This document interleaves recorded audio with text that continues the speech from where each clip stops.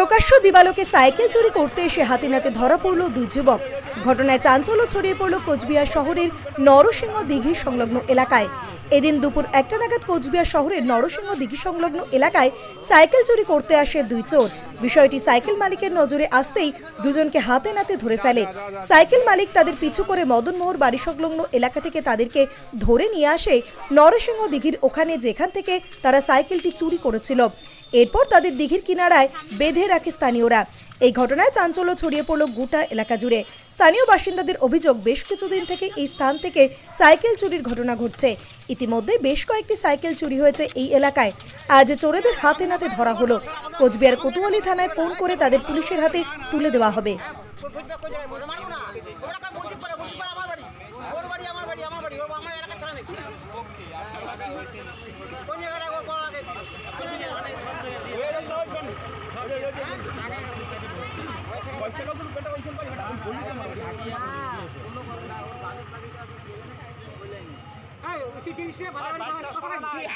Cycle চুরি হয়েছে, motor চুরি হয়েছে, এসি চুরি হয়েছে, গ্যাস সিলিন্ডার চুরি হয়েছে। মাঝে মাঝে প্রত্যেক দিন মানে 2-4 দিন পর পরে চুরি হতেই থাকে।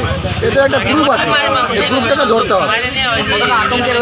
আমরা প্রায় চুরি হতেই থাকে, আমাদের ফ্যামিলি এই নিয়ে টেনশনে থাকে। পুলিশকে কি খবর দেওয়া হয়েছে? না, পুলিশকে কোনো খবর দেওয়া হয় না। দাদা, এই যে আপনারা এখানে ব্যবসা করেন, এই যে চোর ছেচর এই উৎপাত, কতটা আতঙ্কিত আছে? বহুত আতঙ্কের মধ্যে থাকি আমরা।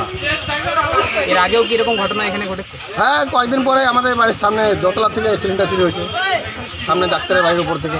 আমার বাড়ি থেকে মোটর তালা ভেঙে মোটর চুরি হয়েছে। আমার এসির আউটডোর চুরি হয়ে গেছে।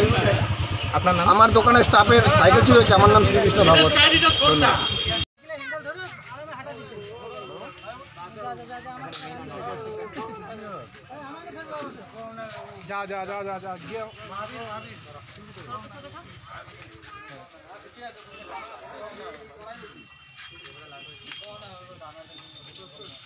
আরে সামনে যাবেন না তো।